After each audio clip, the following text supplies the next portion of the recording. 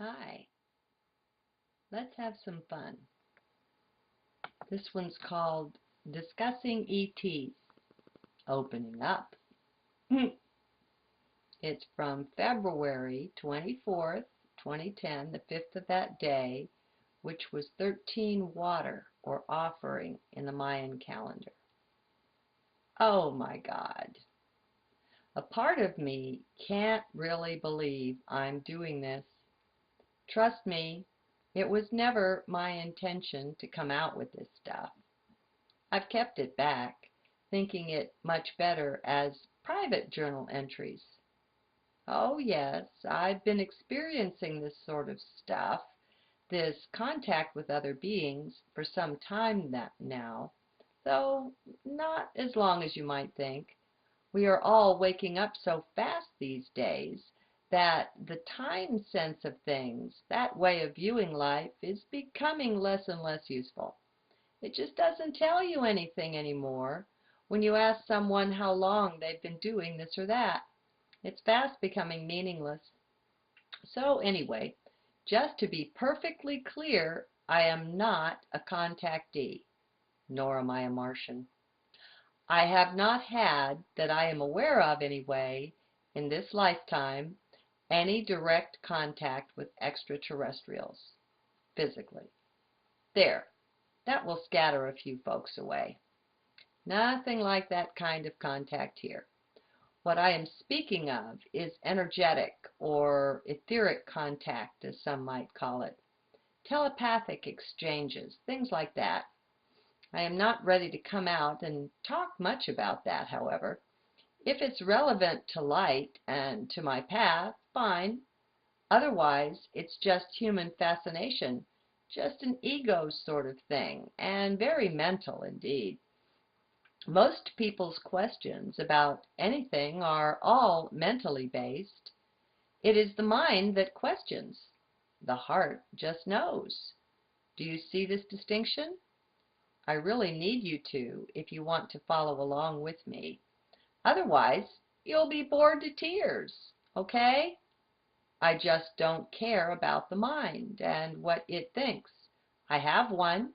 I use one. I don't let it do the driving. That's all. Okay, not to be harsh or anything, but the mind will simply take over if you let it. And when it's driving, it's too easy to lose track of heart.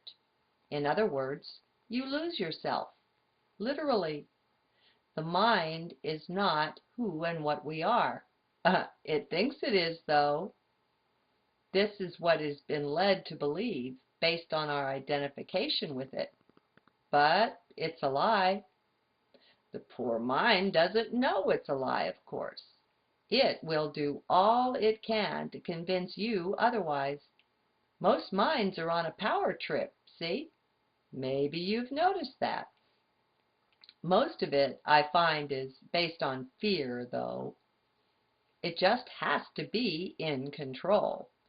It simply cannot envision any other way of being. That's okay, though. The heart can take care of that. The best way to start the disidentification that's necessary to get mind out of the driver's seat is simply to ignore it. That's right. Just let it play.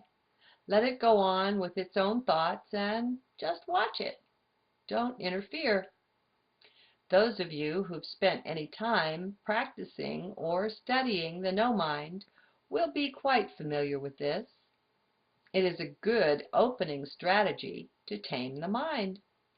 We don't want to be cruel to mind. After all, it's a vital, very useful tool we want to have. It's just gotten into some very bad habits is all, and they must be broken. That is, if you ever want to get into the kingdom of heart. I bet the mind challenges many people, saying, oh, there is no such kingdom, and laughing at the concept. That's fine. What is simply is, and what mind thinks of it just doesn't matter. Haven't you noticed that something either is or isn't, and all the wishing and hoping, all the thinking and willing in the world just won't touch that? Well, what is just is, and what I call the kingdom of heart is. Now you may come up with a very different way to look at this, a different name entirely. Go with that. Trust your own intuition. My intuition may fire yours up, but you've got to follow your own. You probably already take most everything everybody says with a grain of salt. Well, that's good. Keep doing that.